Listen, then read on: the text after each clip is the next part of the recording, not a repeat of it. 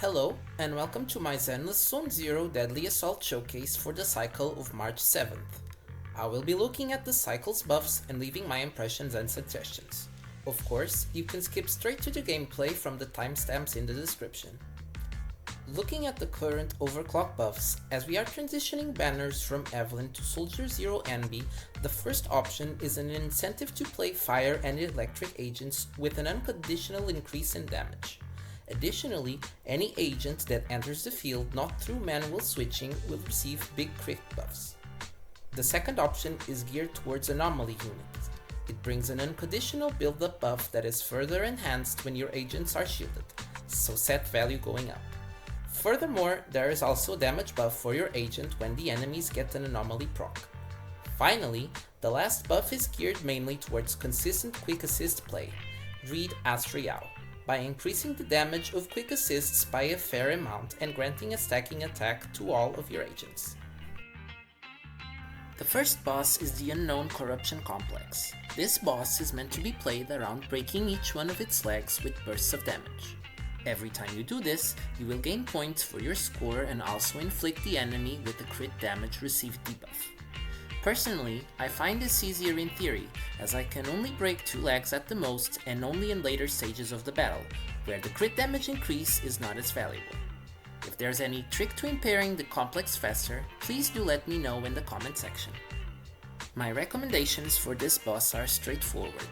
We need to break the boss's legs as fast as possible, and for this, burst damage attack agents such as Harumasa and Juyuan with Shingi are our best options. For anomaly, we could make use of Yanagi's polarity disorder alongside SETH. I also recommend Nicole here, as her defense shred may prove valuable to quickly destroy the legs. Of course, if you plan on pulling for Soldier Zero Envy in a few days, she will most definitely be suitable to tackle on this boss, perhaps more than the current options that we have. For the first boss, I will be bringing a Yanagi Disorder team with Burnice, as I've had poor taste with crit agents, probably because I don't own Shingi. This cycle greatly benefits SETH, who is already the go-to buffer for anomaly comps. All of my characters are built enough to be usable.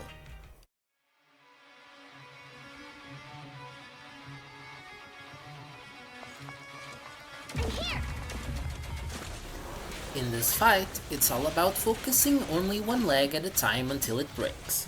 I forgot to make use of the lock-on function, but you should use it to not lose track of which leg you are attacking.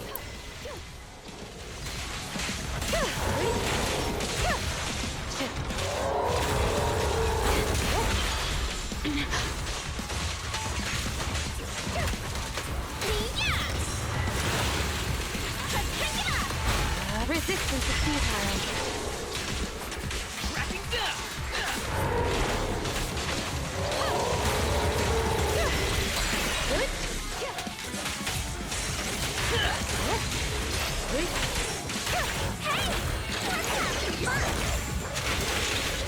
Press the attack. Enemies defensive shall pay.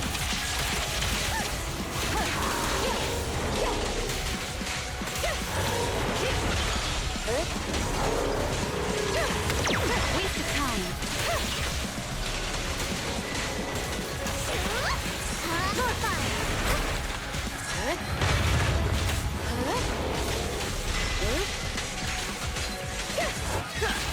You asked for it! Aside from managing SETH's buff and Burnice's fuel, there's not much to this fight. One thing you should be aware, however, is that when Yanagi performs a chain attack, more often than not, she will not be in range to hit the boss, as you can see. This messes up the flow of combat, so be careful.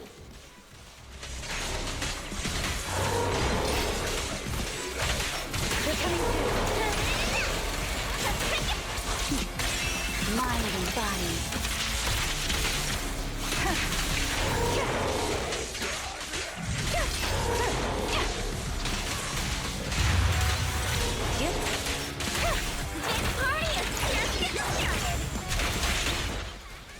The Corruption Complex only started getting repaired at this point in the fight, and personally I find it to be a bit too late for my crit agents. In pursuit. Surrender. submissive shall pay.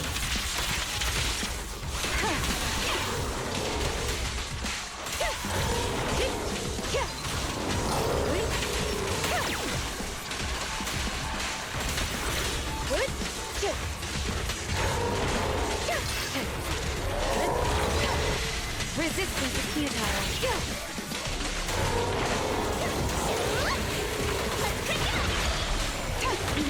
Prepare to face judgment!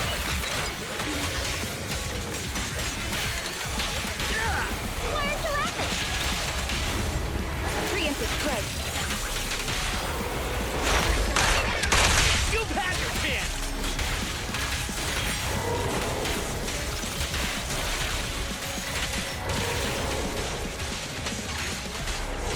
Ready for a fiery beam! Press the attack. Such provocations don't go unanswered.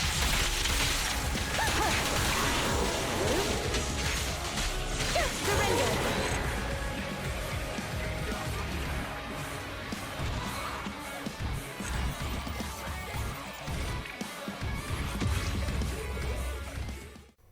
The second boss is Sacrifice Bringer, and he is exactly the same as the one in the previous cycle.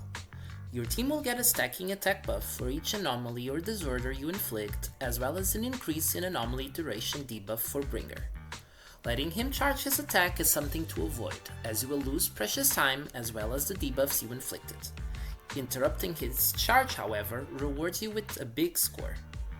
Bringer naturally receives more damage from Disorder when charging, so Anomaly is pretty much a requirement for this fight. Once again, MIYABI and YANAGI are the best options for their sheer power and being able to proc Disorders on demand. Bernice, Grace, and Piper are great options for their attribute anomaly frequency to quickly stack up the buffs. As I am still not over losing Evelyn's 50-50 to Grace, I will be bringing a fully built and high investment Grace to this fight alongside MIYABI. As a support, I will be bringing RINA to increase the duration of shock even more for a big disorder proc.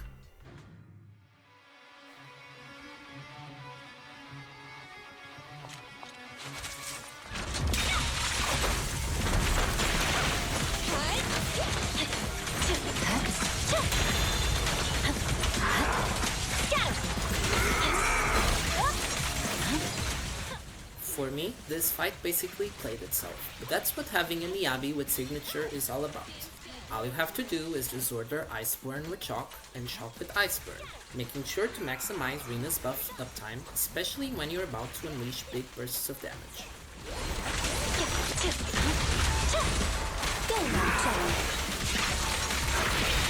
I swear on my blade.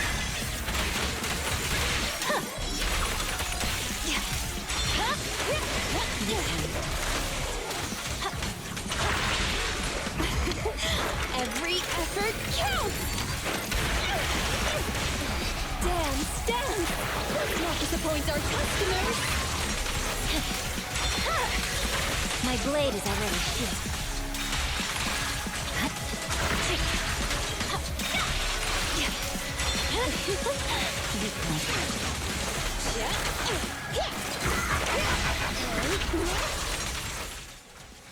When Bringer starts to charge his special attack, you absolutely have to make sure to interrupt it, even if it means holding out on ultimates.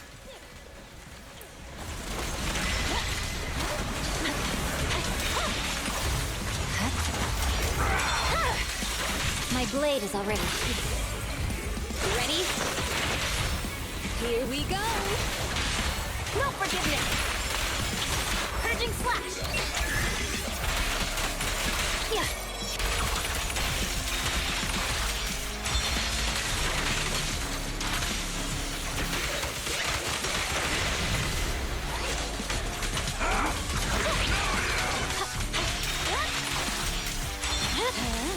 It's over. Oh, this little one is so cute! I'll just explode!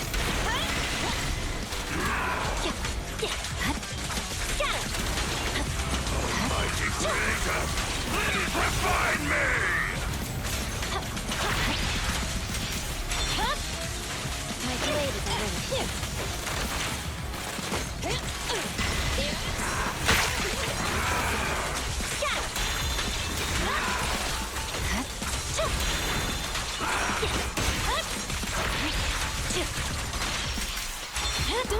afraid. It really hurts.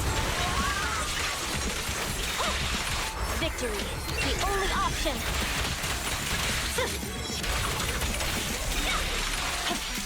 Have a couple more, it's over. Go now, Johnny. You're done.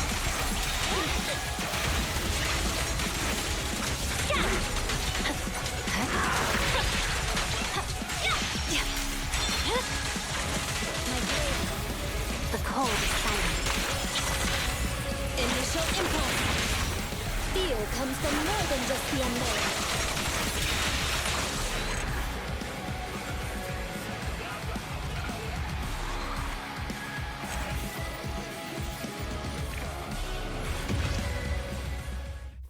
Last but not least, we have the Notorious Pompey.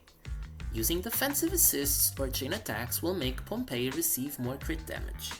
After 4 of these, the next defensive assist will cause Pompey to stagger.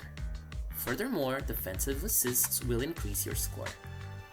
Pompey being weak to fire and wanting you to perform chain attacks on him directs me to instantly recommend Evelyn, as she is exactly all about chain attacks. If you don't have her, the next option would have to be Soldier 11, as she is the only other fire attack agent. I'm happy to see that Ben is very relevant to use in this fight. As Ben is a defender agent, this makes it so that his defensive assists will only cost 1 assist point. Furthermore, his ultimate also regenerates assist points for more parries, and when paired with another fire or Bellabog agent, his shield will increase your agent's crit rate, which goes well with the crit damage debuff that will be stacked on Pompey. For supportive agents, ASTRAYAO continues to be very strong with the quick assist buff, and the same can be said for Lucy. As I like Evelyn, I decided to try a quick assist focused Soldier 11 comp with Astra and Lucy. All of my characters are well invested, with ASTRAYAO giving maximum attack buffs and Lucy being built not only for support but also for her own personal damage through her boars. This fight was the one that took longer to get 3 stars, but also the most fun one. The way I went about it was blocking at every opportunity possible while keeping Lucy's buff up. The amount of quick assists that you get will build up into a lot of damage and points thanks to the buffs of this cycle.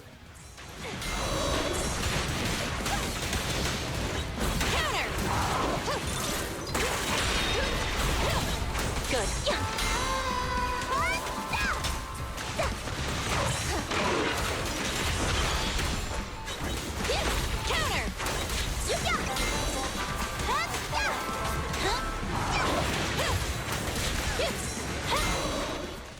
Using ultimates restores assist points, which are important for more parries. This is why I use them even outside of the stun window.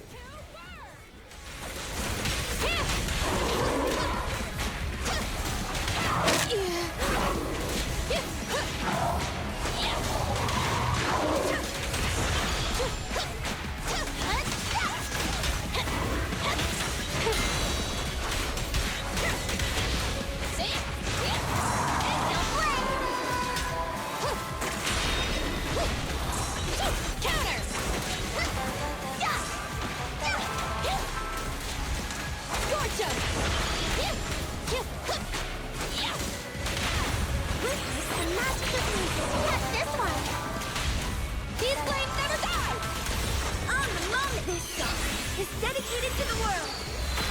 I'll win it! End of story! These flames never die!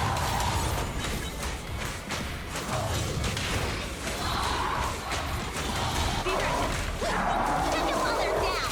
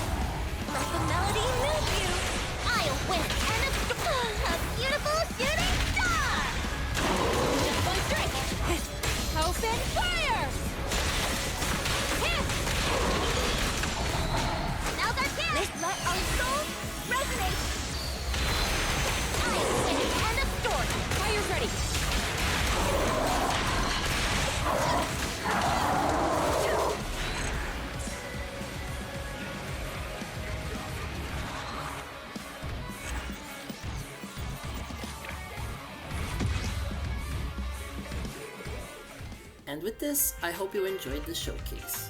The final scores of each team are shown here.